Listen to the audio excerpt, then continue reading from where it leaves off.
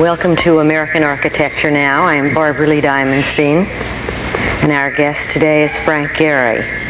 Frank Gehry is probably the most provocative, best-known California-based architect in the country. His firm, which has been established for 18 years, Frank O. Gehry and Associates, is located in Santa Monica. He is known for his close ties to West Coast artists, as well as to the notion of the building as an incomplete structure. He is also especially interested in the use of industrial materials and in the making of his art from plain objects such as chain link fencing and plywood. You are a spokesman for what you call, in a rather dramatic exaggeration, if I may, cheapskate architecture. It's the art of using inexpensive industrial materials such as corrugated aluminum, steel mesh, raw plywood, and cinder block to enrich interior spaces. Perhaps you might tell us when and how and why you were first inspired by the idea of industrial materials utilized for aesthetic effect. I had a lot of poor clients. I guess the first turn-on for me was at the, do you remember the Jewish Museum show on primary structures in 67, I think, 66? I ran into Carl Andre's work, and I first got interested in Don Judd's work. And the idea that you could make a work of art out of anything. I mean, of course, it had been done by a lot of artists before that, but that really interested me. And I'd worked on, I'd done some work with corrugated metal. It was inexpensive, but for me, the idea was to which I didn't really know I was doing it until looking back now. I understand kind of what I was doing. I was trying to work more hands-on with the material, and those were easily available to me, so that I took a material like the best example, it's all neatly packaged, is the cardboard furniture I did in the late 60s, where I got interested in the cardboard and actually built structures in the office by myself with my guys, more like a sculptor works directly, rather than doing a drawing and have it made. We worked with it. And I'm not saying that I build my own houses and so on. Was your first expression of that in an exhibition for which you designed the installation? As I recall, that was in the LA County Museum in about 1968 when you did the installation for Billy Al Bankston. Right. Was that the first expression, and what did you do there? There I used well, I was interested in breaking down the institutional look of the LA County Museum so that it would be a nice environment for Billy's work, which grew out of motorcycle racing, and his whole aesthetic comes out of his involvement with the motorcycle track. And the LA County Museum just didn't have that kind of, I mean, the institutional quality just fought it. So I did a series of rooms using just raw plywood, and the museum officials didn't like the raw plywood, so they wanted to paint it, so they threw me a curve and brought up plywood that had already been used in other shows that it was already partially painted. They thought that would throw me, so I just left it the way it was and used corrugated metal to make some of the walls to hang some of his paintings on. And the first job that expressed that aesthetic was a small hay barn, I think, in San Juan Capistrano. Yeah. Can you tell us a bit about that? That was the first time I'd had a project that had the program was sort of negligible. It was just a structure to cover up some bales of hay. And the form it took didn't have any, it could go anywhere. The budget was tiny, So I used a bunch of telephone poles, tilted the shape. I became fascinated with tilted forms and roofs, and I think that grew out of my fascination with Frank Lloyd Wright, actually. And the way he played with roof structures is a very important part of his architecture. What was your intent, to build a building or create what you have referred to as a minimal sculptural element? I hate to use the word sculpture. I've used it, but I don't think it's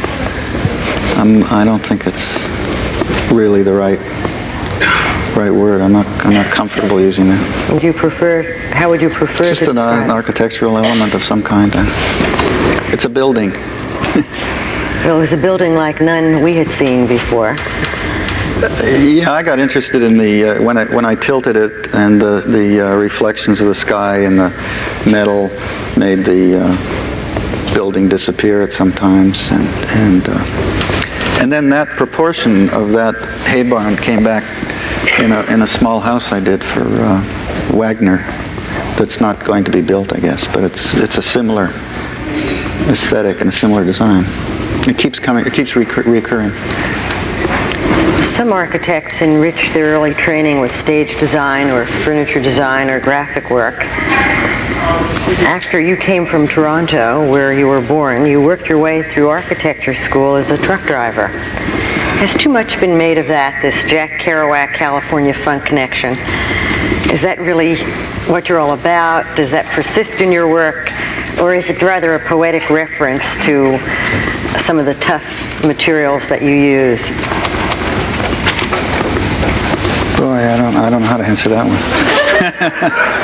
I'm not.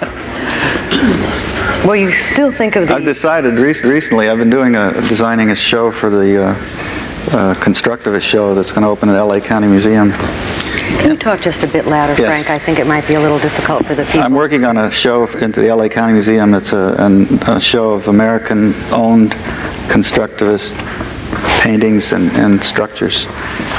And I decided that that feels so much like home, that maybe my Polish-Russian background is coming out. There might be more to that than to the truck driver or to the...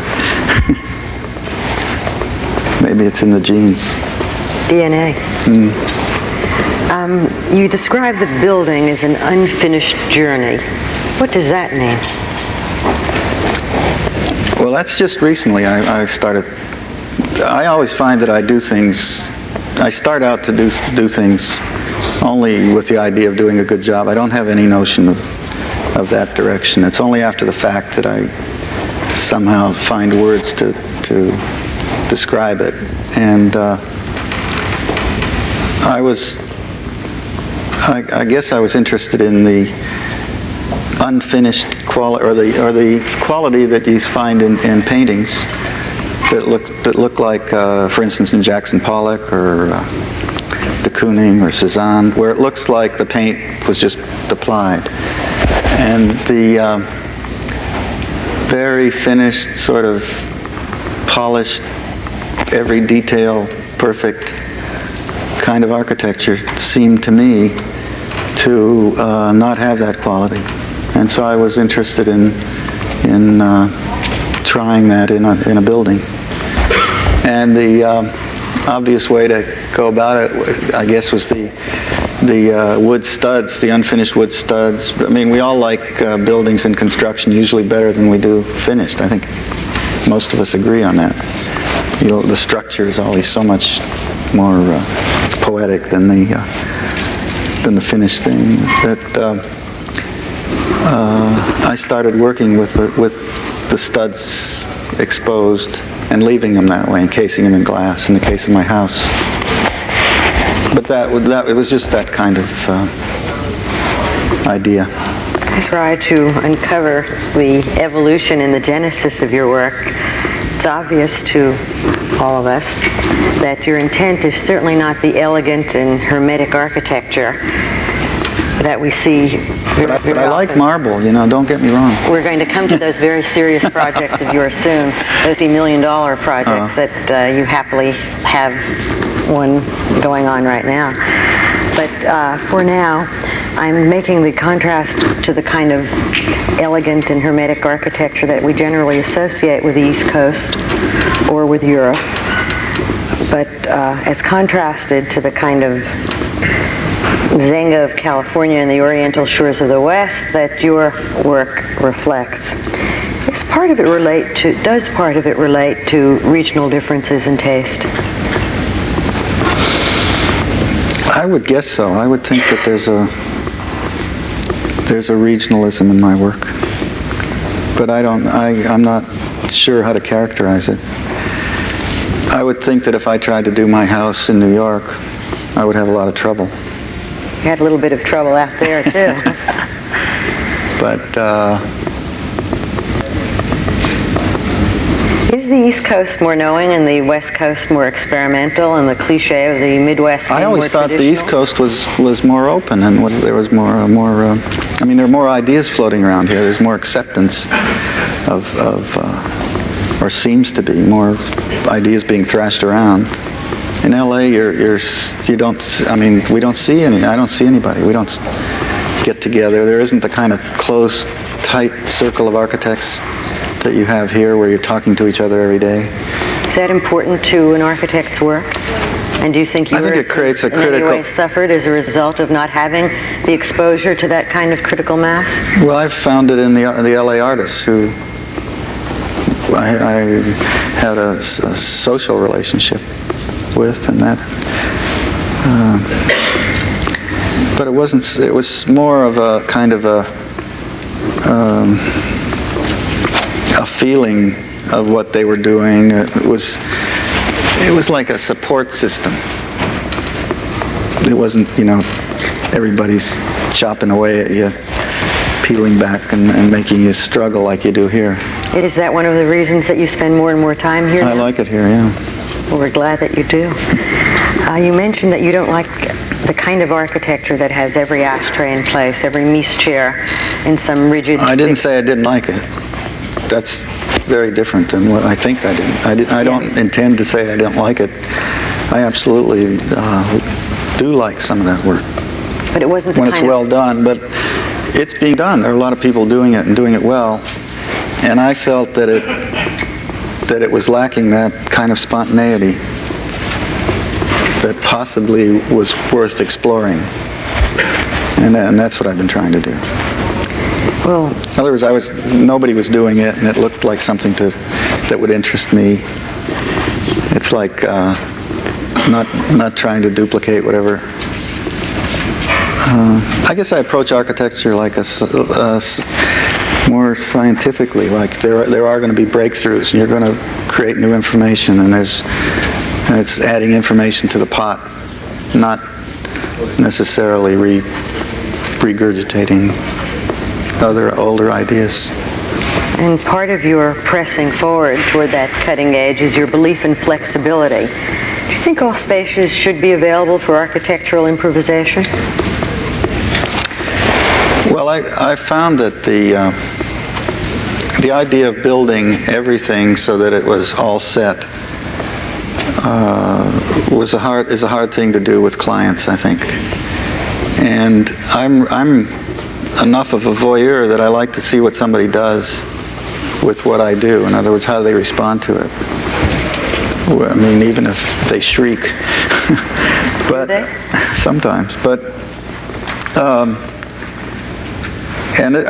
my whole architectural growth has been in the area of commercial architecture. It's not been in institutional work. I haven't done a lot of high budget kind of institutional work or theaters, or the theater work I do is outdoor stuff. So most of my work has come from commercial, shopping center, spec office buildings, and the idea of... What a contrast that is to what we're talking about now. Obviously, those are not structures that can evolve in response to the needs of the user.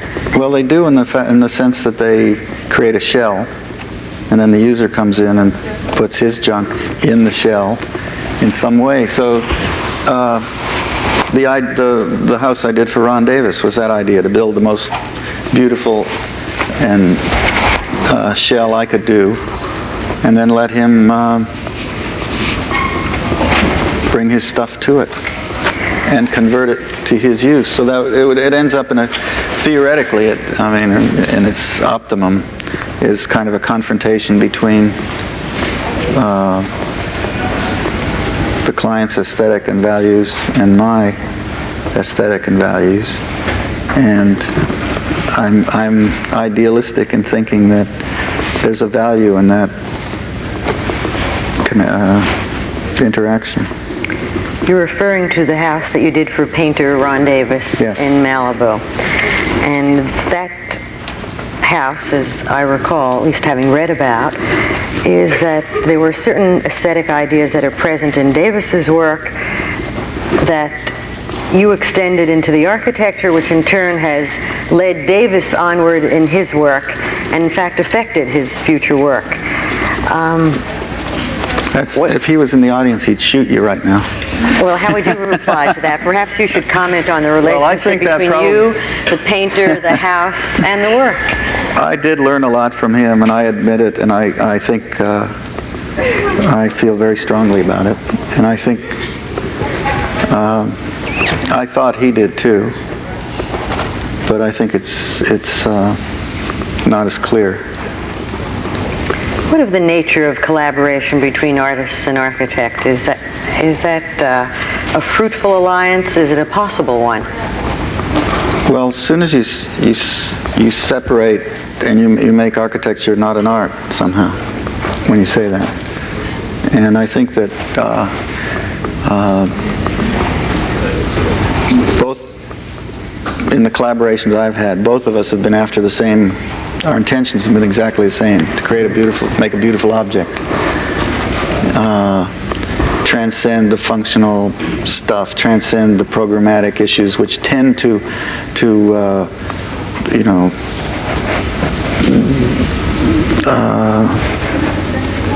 they tend to create sort of false security of some kind, that the building works for a certain period of time because it solves a particular problem. And so when you start to, in the case of the Ron Davis house, or in the case of the work I'm doing now, where you start to think of the building as a shell and as an object that somebody else comes into, then the intention's is no different than Richard Serra making a piece, in a sense. You know, there's the same kind of intention, and so I think that it's like collaborating with anybody. It's not different than collaborating with another architect or an interior designer.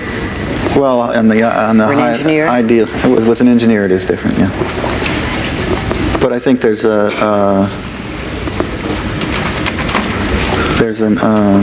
an interesting exchange of ideas.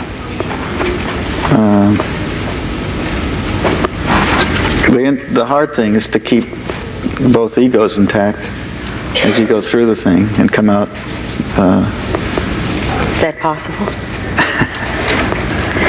Well, I worked with Bob Irwin on the cardboard furniture, and we still talk to each other. The interior of the Ron Davis house is a flexible and mobile interior space. Is it true that that house has been reconstructed inside several times, that it has evolved, and I assume that was very close to what your original intent was as well? Yeah, it's not been reconstructed. It's been constructed in 2 or 3 moves, so that I built the shell, then he came in to live in it with one set of needs, and then they changed, and so we had to build rooms in it.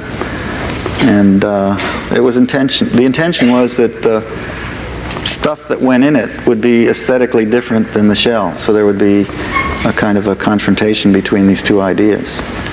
And what happened is Ron asked me to do the insides. I thought he would do them himself, and he was, I guess, insecure about it. So he asked me to do the insides so that the inside looks like it's part of the outside. It's very hard to change your aesthetic. I'm finding, just constantly, I don't know how to do it. It's kind of an elusive quest. Do you want to? Yes, within a project I do, very much. The house has a trapezoidal shape that in some way mirrors the long and uneven hills that surround it around Malibu. Was the shape made by the hills a major concern and influence, or was there some other place that generated the trapezoid idea? Well, the trapezoid grows out of his paintings.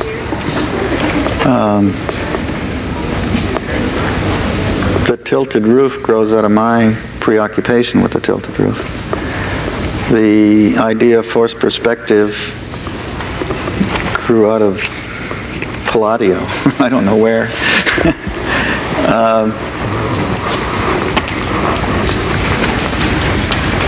I was nervous about that project because I thought that the extent of the angle, the degree of the angles, The right angles that fill the entire... might be too large, and it might get bizarre and make you feel uneasy when you're in it and so on. And it was very restful. In fact, that building unlocked a whole lot of other possibilities for me. And I spent a lot of time there, sitting and looking at it for a lot of evenings, a lot of days, just looking at it, watching the reflections, watching which helped me in my house. What were some of the possibilities that were unleashed? Well, the idea of you couldn't, because nothing was parallel, you couldn't predict any of the, I mean, this is obvious after the fact, and I should have known it, but you couldn't predict where the shadows and sunlight and reflections. You know, if you got a rectangular box and the windows are rectangular and everything's straight, you pretty much sense where things are coming from. But when they're not, then you get a different take on it, and that became an interesting part of my book that I'm using in my vocabulary on my new work, so that I am playing with reflections in a predictable way now. You said earlier when I referred to, I guess, the house in San Juan Capistrano, I referred to it as some sort of minimal sculptural element, and you were reluctant for me to use that word. But in the past, it's a word that you've used I know, yourself. I don't know what else to use. And you've used it frequently, and one of the things that you said, I used if it badly. I may, is that you were a frustrated sculptor, that you work in model form and scale models, and you cut away like a sculptor does with clay. Does that still hold true, no matter by what word we describe it? Yeah, I don't know how else to describe it, but I do work that way. That's true. Do you still think of yourself as a frustrated sculptor? I'm not frustrated. That's heavy, huh? How do you define the difference between the way and the work process, the way an architect works and the way an artist works?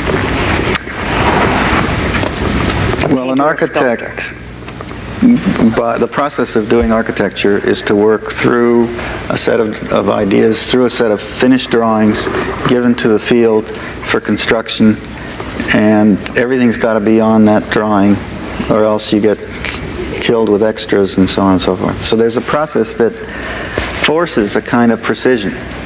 I mean, it's Costs.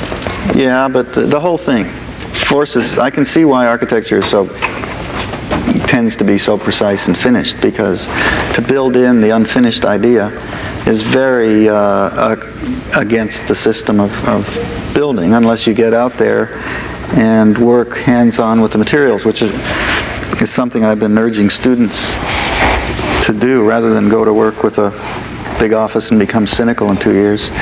It'd be much better, I think, to go in the field and hands-on build. It's a more positive and a more optimistic kind of attitude about work. And when the artists I know that are the sculptors work, there's sort of a free play idea. You try things, you experiment. It's kind of a naive, a childish, it's like kids in a playpen. And and scientists work that way too. I mean, genetic scientists that I've met and watched and been involved with through a thing I'm in, a genetic foundation I work with, seem to work similarly. It's kind of like throwing things out and then following the ideas rather than predicting where you're going to go. So that artists... So you press for a predictive quality now in certain parts of your work? Predictive? You said that before, that even, I followed what you said, that even the angles can now be predicted, that they're not quite so, I don't know if the word is haphazard or spontaneous. Well, I think that even I said that. I did. That is a contradiction. What I was saying regarding the reflections is that I was aware now of a different attitude about them, so I sort of deal with it. But then there's infinitely more there than I'm aware of in advance. I'm always surprised. You mentioned earlier that it was the artists and sculptors in California to whom and with whom you spend a great deal of time talking, and perhaps in a social setting, but nonetheless refining ideas, I assume, larger ideas, if not for specific projects. No, we rarely talked about our work. It was very interesting. It really was 95% social, but it was like a support system. People would come to my buildings and look at them, and I felt some kind of, the people whose work I respected. So it was that kind of... To the work of which artists who are now at work do you most respond? Which of them had the greatest influence on your from out evolution? there? From anywhere. I don't know. Ed Moses was a very important person in my work, only because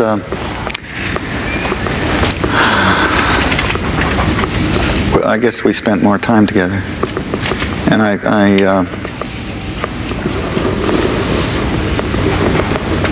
there was an attitude he had that appealed to me about working.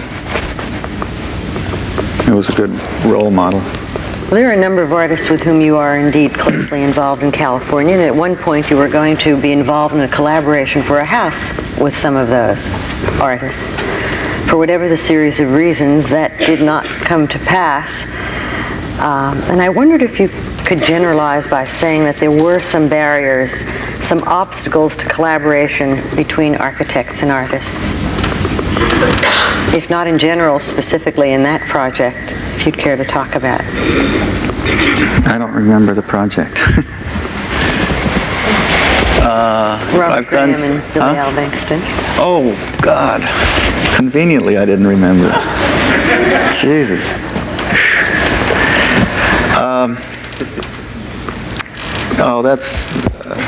That's such a dumb one. It's a guy came to me and talked about building a house, and then he went to one of my so-called best friends, and who told him that he would do the house and don't. Oh, I thought it was. So I thought only the artist decided to dispense with having an architect involved in the project at all, and that they were doing. Yeah, they were doing it, and they're doing it, and it's. I think it may even be built. And so it was just a friendship thing where I said, look, if you want to stay friends with me, you're going to give me, I want to do a piece in the house. And so he said, okay, you do this stairway.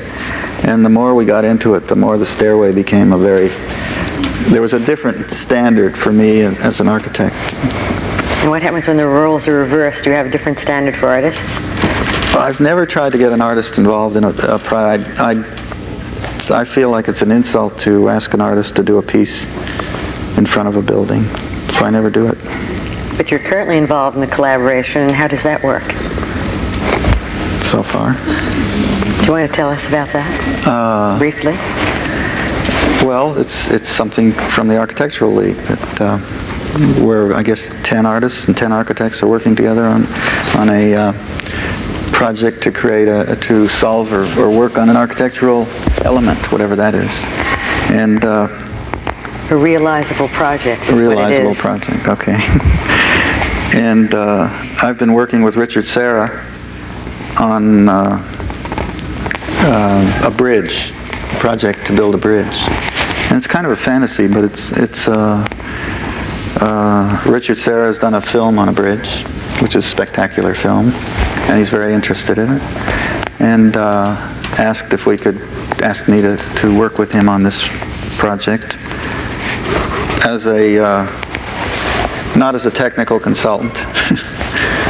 And then along came this Architectural League project, so we fit into that.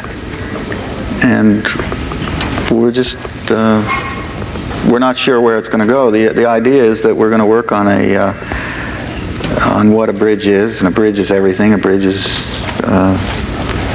talking and space between, and very Oriental philosophy. It's mind-boggling what a bridge is. And our hope is to find a specific site and design a specific bridge for that specific site eventually. Have you located a site, I hope? No. One of the works of art that you did manage to create, however, is your very own house.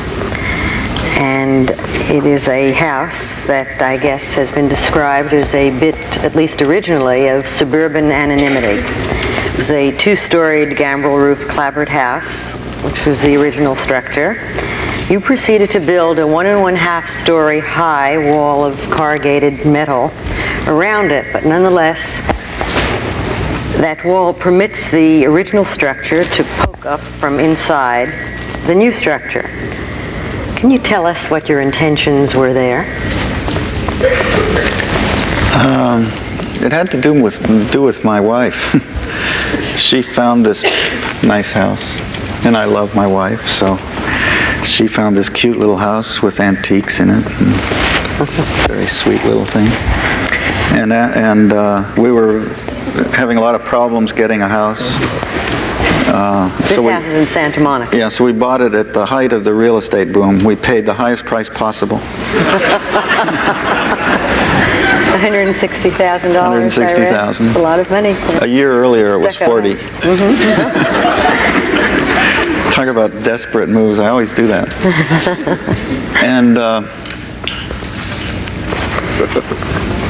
And we could have lived in that house fine. There's enough room in it and everything. Just a pink stucco house with a green shingle. No, it was pink asbestos shingles over white clapboard. It had several layers in it. Anyway, it was already layered, which is a heavy... That's part of the appeal to you. It's a heavy term these days, layering. Anyway, I decided to get into a dialogue with the old house, which is not different, what I was saying about the Ron Davis house, where the interiors would become a dialogue of a different aesthetic with the new building. Here I had it easy because the old house was already a different aesthetic, and I could play off of it. So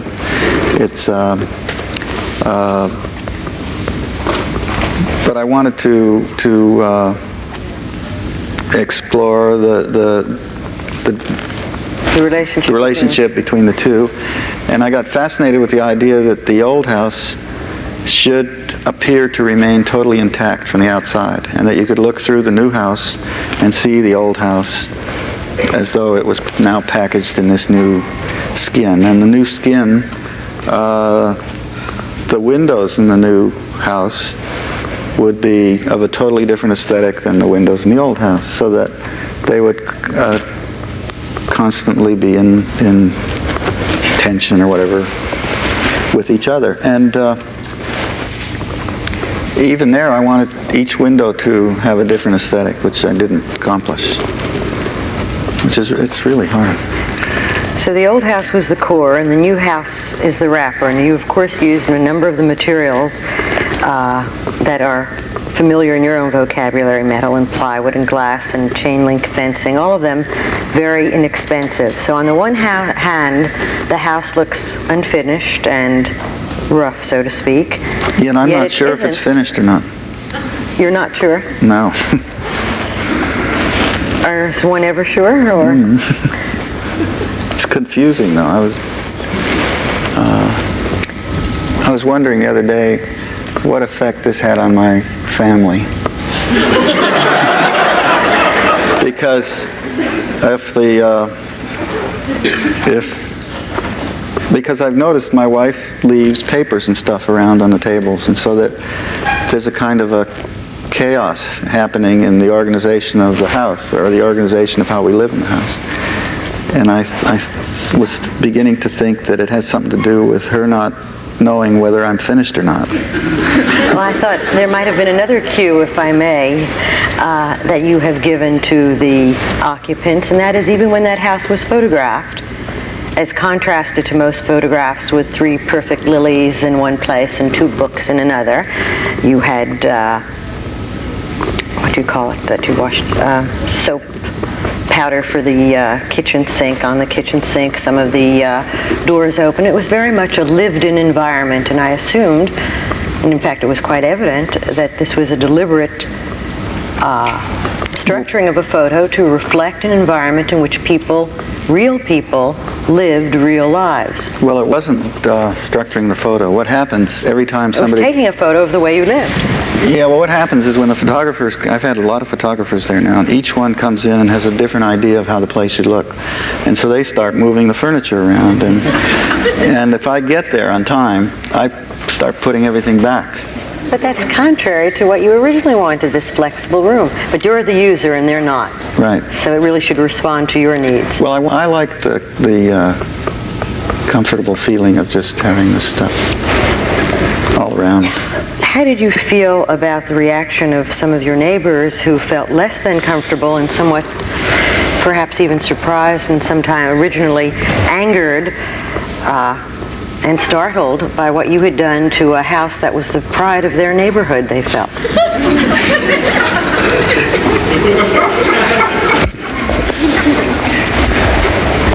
I was disgusted with myself.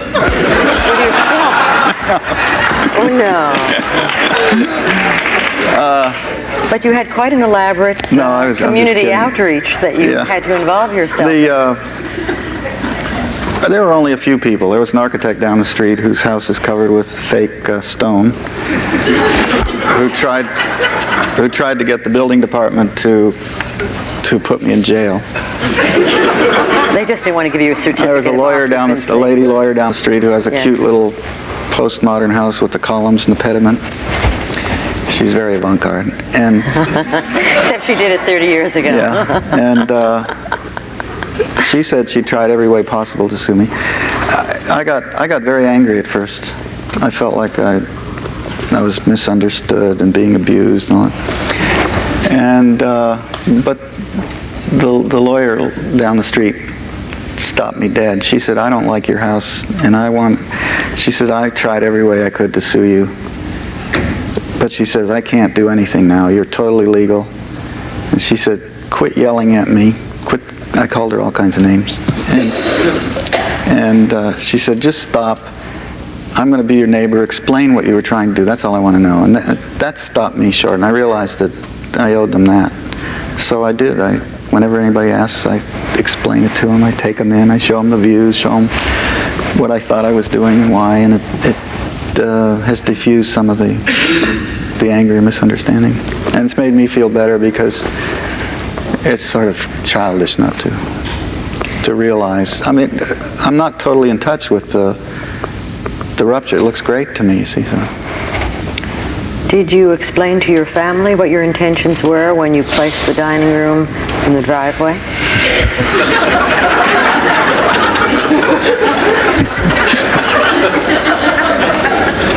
See, it always comes out like I'm being No. funny, actually, and I like that idea because it means Well, you're I not thought that was part of your intent. Because, taking it so seriously, but I'm very serious about everything I do. well, after we finish the discussion of this, you might describe what I just referred to, because that does relate to, again, the inside and the outside, and the former driveway Yeah. is now the existing dining room in between the first structure and its wrapper. What did you ask me? I've answered it too. Oh, okay. But let's go on to your more serious work, because all the while that we are talking about some of these smaller and more experimental projects, Why do you say more serious? I guess I invite because that. it's really People the do reference ask. that you've used Yeah. both yourself now and in conversation before. Would you care to change that It's all of reference? one piece, actually. It's just that some work, larger commercial work, by its nature requires more compromise. When you do a shopping center, you got to put a department store at each end, and it's a straight. I mean, there are rules of those games that I'm not allowed to tinker with. If you accept those projects, which I do. Well, you've said in the past that the larger the scale of the work, the more one is forced to compromise. And I Right. think you've even said that's why you need and enjoy these smaller projects. But your practice has always struck a balance between straightforward and experimental work and between large-scale and small-scale commissions. In fact, you are in the process of doing the largest work that you have ever done. It's the $60 million Rouse project that I referred to earlier. Can you describe that for us briefly? It's the program is a typical suburban shopping center, only it's in town. And so all the parking is in parking decks. And it's just a tight little 10-acre thing with a lot of 2 department stores and a lot of 3 levels of shopping and 2,000 cars. And it's all jumbled together. And I was able to I was interested in changing the scale of those shopping center interiors where you go from court to narrow to court to narrow, and it's sort of amorphic and it's just formless space, and tried to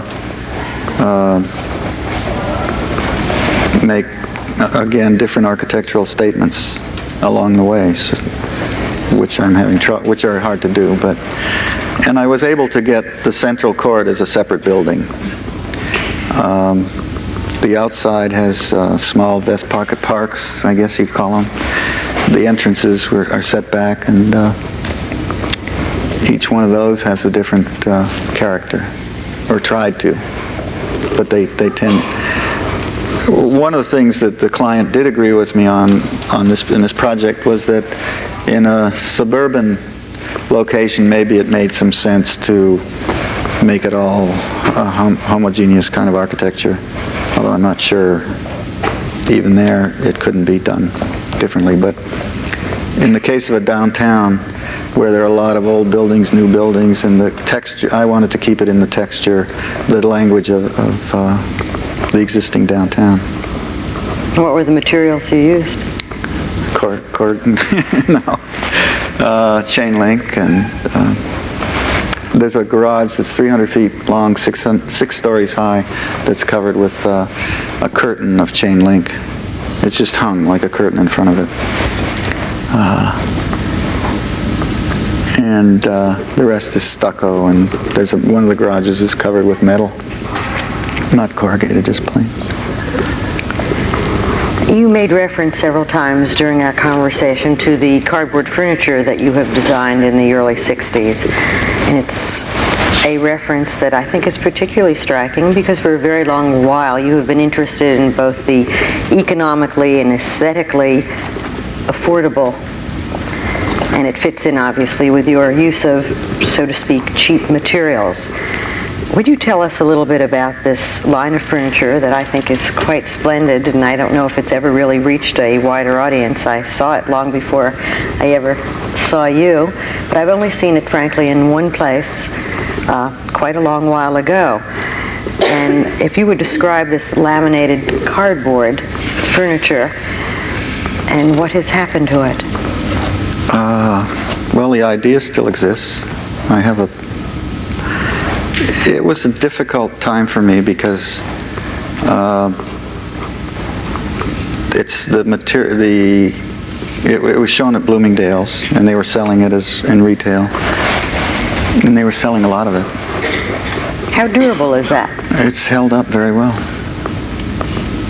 10 years, 20, 15 years. I have pieces that are, let's see, I started in about 68, 69. So they're still around. There's a piece at the Museum of Modern Art in the basement. I hope everybody will take a run on the place and request the study center. They don't like it when you come and ask for it.